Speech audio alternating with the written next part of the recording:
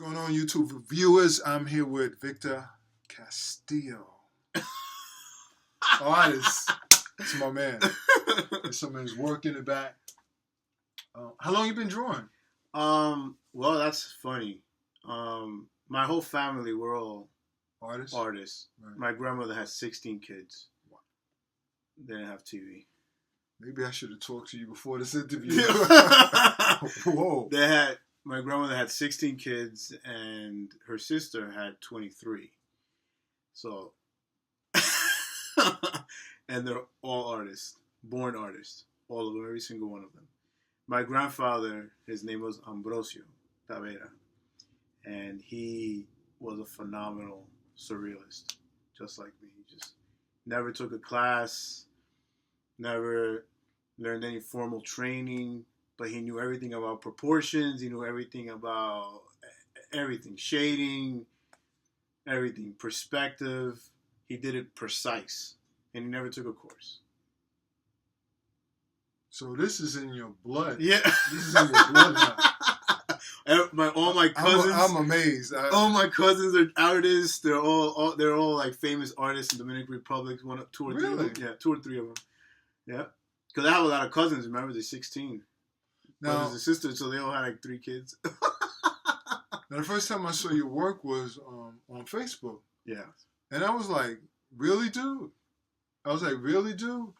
And when do these images come? You want to talk, because you said you wanted to talk about that. Well, do you have a name for this piece? The Truth. That's the name of the. Don't ask me. The name of the piece is The Truth. You want me to give it a quick synopsis? Yes, please, because sure. I'm confused. So I know you're confused. I teach. I'm a spiritual teacher as well. And he was my yoga student at the YMCA. And I got into so many deep things in that class. That's why that's why y'all don't understand me now. It was very interesting. It was 3 of you that stayed. Always 3. Always 3. That made that made the cut. You remember that? I would give a lecture and people would just get up and falling out like flies. Yeah. It's too hot in the kitchen. Yeah. So as a spiritual teacher, I've worked with many different masters and many different things on what spirituality is, and what it really boils down to is really getting down to the traumatic experiences that we all have, from adolescency down to past lives and so on and so forth, and different dimensions. And we all carry all this trauma inside of us. And all spirituality really is to really relive that trauma in order to extinguish it in our bodies, in our subconscious. Almost like a healthy release. Correct. You have the incorrect release, which just perpetuates it and keeps it in a cycle. And that's like, drinking your stuff, crying, and then doing it again, and becoming a hoe. Sex. becoming a sexual deviant. But all these things, the reason that people do those things, they're not wrong. We can't really say that point fingers, is that they just have trauma. And all that trauma has an origin, and most of the origin is to go to the in the present time, not even going into past lives, just going to present time has to do with our parents and their ignorance. And ignorance just means that they don't know. They're not dumb. Nobody's really dumb. You have unconscious people who may seem dumb, but they're just unaware, right? So you can't really point fingers or make judge. So most of my artwork is a rendition of the work. It's another way of me teaching the work. It's another me of pointing out specific aspects of the work, things that are may seem a little unfathomable or etc. And what I do is I render it in a surrealistic way. So my style that I feel I'm coming up with, or maybe it's out there, but I feel it's called esoteric surrealism, which is I take esoteric spiritual properties and concepts and things that is in doing the work, and I put them on paper. So, and the work is everybody's doing the work. You don't have to do anything specific. You're doing the work as you live. You know, you cry. The moment you cry, something's happening to your subconscious. The moment you go through a hardship or adversity, you're still changing somewhere. But the moment that you make an effort to take it to an aim, I don't want to say a goal, but just like an aim of a path, some sort of thing, then it becomes more intense, and then, you know, you become more aware and expanded. Now, can you explain this in particular? Yeah. So, and this guy right here, he's wearing a suit, and he represents the everyday blue collar, white collar worker, completely unconscious. I mean, he may have intellectual understanding, and he may be secure in his own way of being, and he may be precise and, you know, prestige, but he is not aware of himself. He has no awareness of higher awareness or anything outside of that block. So his whole life is all mental. But to him, he feels like he's figured out life. Now, the energy of the planet is feminine.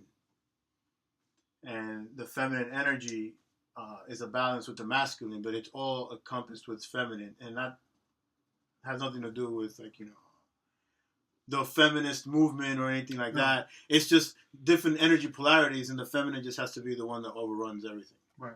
So, she, who happens to be my ex-wife now, is representative of the feminine energy.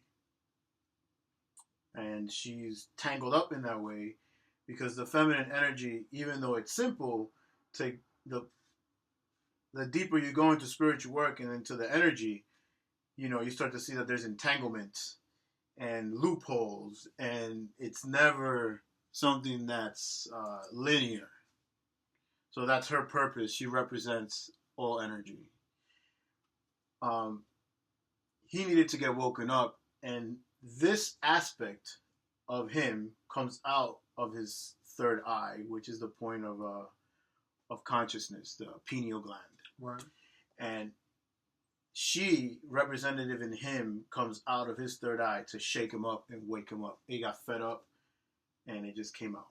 So I accentuated how something like that might be so traumatic and crazy can happen. I mean, it's just happening in the middle of the street as he's going to work.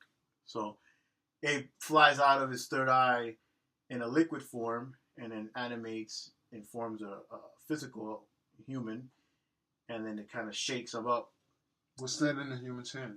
And right here, it's a plaque that says the truth. Ooh, okay. Which is a representative of this cycle. Oh, I got it. Okay. This right here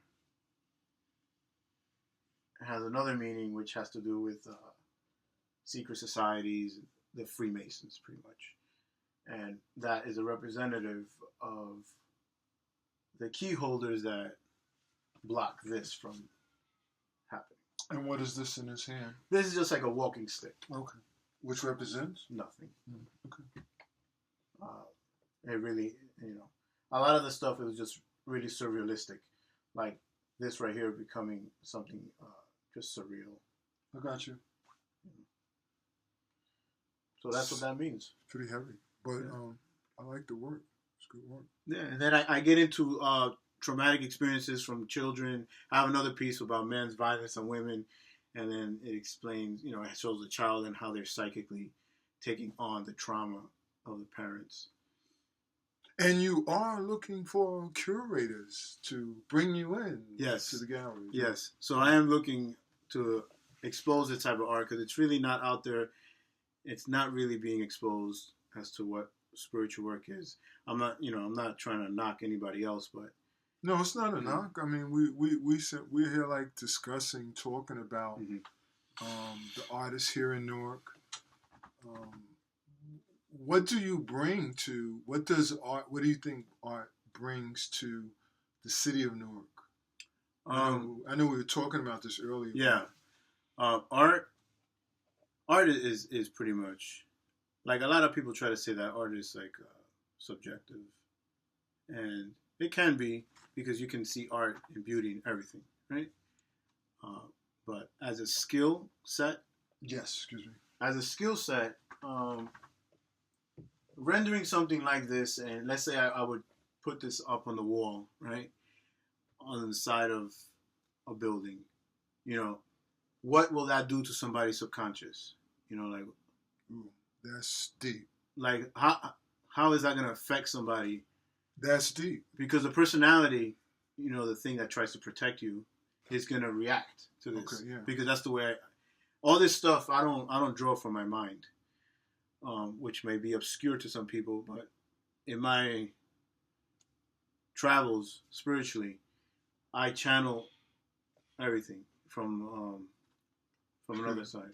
So that's interesting. So how would Mickey Mouse look on a billboard, and how does that affect people?